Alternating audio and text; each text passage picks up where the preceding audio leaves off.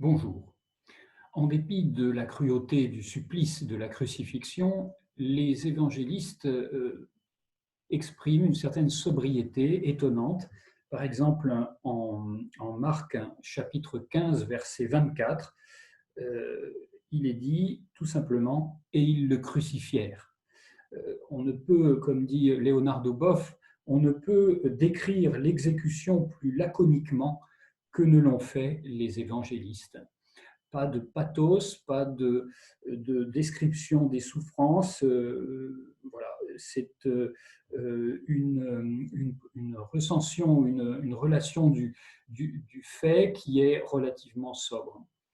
En dépit du fait d'ailleurs que le supplicié a été crucifié, mais le supplice de la crucifixion a été précédé dans le cas de Jésus de torture et de flagellation, ce qui n'est pas apparemment tout à fait l'usage chez les Romains.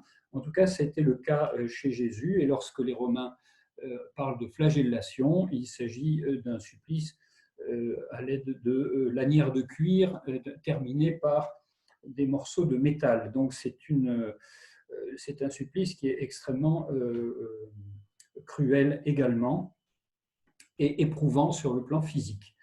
Donc voilà un homme qui a été arrêté la veille, qui a sans doute passé la nuit dans des conditions sommaires, dans le froid, puisqu'on nous dit que lors de sa comparution, Pierre se réchauffait avec d'autres personnes, sans doute pas alimenté et probablement peu hydraté également. Donc il est mis en croix à 9 heures. À midi, Jean, au chapitre 19, verset 14, souligne la fameuse 6e heure, qui est en fait l'heure à laquelle on immole les agneaux. Je rappelle que dans la description de l'évangile de Jean, ce n'est pas la veille que l'on immole les agneaux, mais le jour de la crucifixion, donc, qui correspond à finalement une manière de dire que la croix constitue finalement, la mort de Jésus sur la croix est une forme de nouvel agneau immolé. Et puis nous avons le décès de Jésus, donc à 15 heures environ, donc à la 9e heure, donc ce qui également correspond aux offices monastiques de nonnes, sexte et tierce. Donc les différents, donc Jésus reste en croix environ 6 heures, et il y a un certain nombre de paroles qui sont rapportées par les évangiles. Les évangiles nous rapportent 7 paroles, 7 dernières paroles, dont la réalité historique est discutée. Une parole en Marc, chapitre 15, verset 34, et la même en Matthieu, chapitre 27, verset 46, mais 3 dans l'évangile de Luc et 3 dans l'évangile de Jean. Alors, ces paroles que prononce Jésus en mourant ont dès le début suscité l'embarras.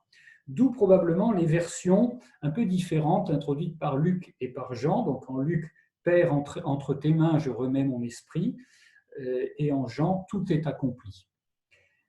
Donc la version de Matthieu et de Marc, mon Dieu, pourquoi m'as-tu abandonné, probablement est considérée probablement comme une parole authentique de Jésus, en raison de son caractère choquant.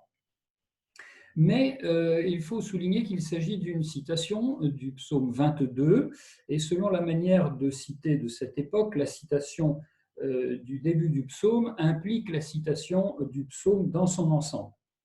Or, le psaume 22 est certes une lamentation, mais une lamentation qui se transforme en louange et qui souligne que la souffrance du fidèle, ressentie comme abandon de Dieu, eh bien, laisse place à un geste de salut, ou du moins le fidèle comprend que Dieu le sauve pour une vie nouvelle. Donc la parole « Mon Dieu, pourquoi m'as-tu abandonné ?» ne doit pas être comprise trop rapidement comme un cri de désespoir, mais comme une prière qui, au fond, espère la venue du royaume de Dieu, un royaume de justice, et qui exprime la certitude d'être exaucé. La manière dont Jésus va mourir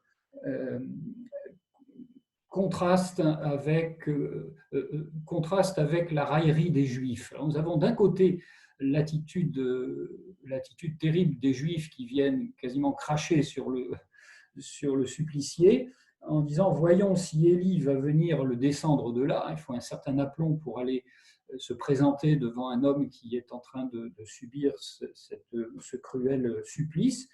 Et puis nous avons le contraste avec la confession du centurion, voyant qu'il avait ainsi expiré, et non pas voyant un signe cosmique, un tremblement de terre ou météorologique ou autre chose, voyant qu'il avait ainsi expiré, il dit vraiment cet homme était fils de Dieu. Et donc, et non pas d'ailleurs roi des Juifs ou Messie, il le confesse tout de suite comme fils de Dieu. Donc il y a là une visée qui est celle de la communauté chrétienne issue du paganisme, les chrétiens qui ne sont pas justement imprégnés de cette parole de Dieu, de l'Ancien Testament, accèdent quelque part directement à cette révélation que Jésus est le Fils de Dieu, le propre Fils de l'homme qui va venir sur les nuées du ciel.